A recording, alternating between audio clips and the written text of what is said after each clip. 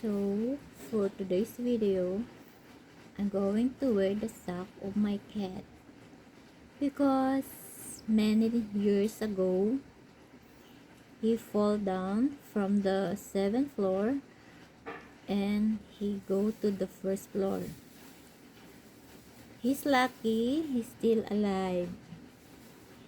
He saw some fly outside, so he jumped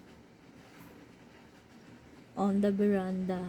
So the happen is she become like this. So we're going to wear his sock because this sock is his support from his feet. So like this, because so he cannot hurt his feet. So we have to put this one. This is just a DIY. So this is a protection on his feet, so he will not hurt his feet. And this one, see?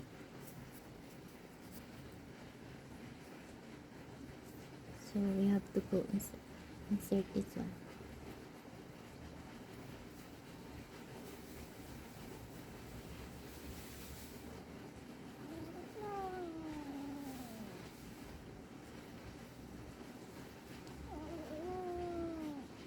He's a label cat. So we go to another side.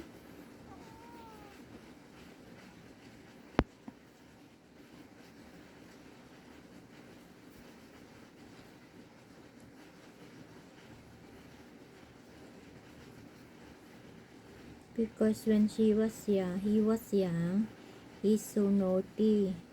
Every time he saw something outside. So since then, we have very careful.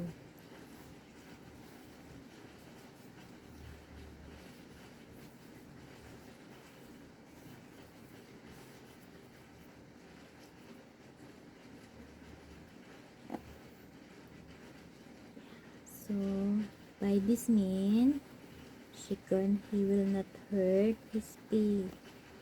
See? He's angry right now. Is he happy? Hi! Hi! Say hi to the camera. My name is Wang Ang Ang. You see, he's so handsome. He's so handsome.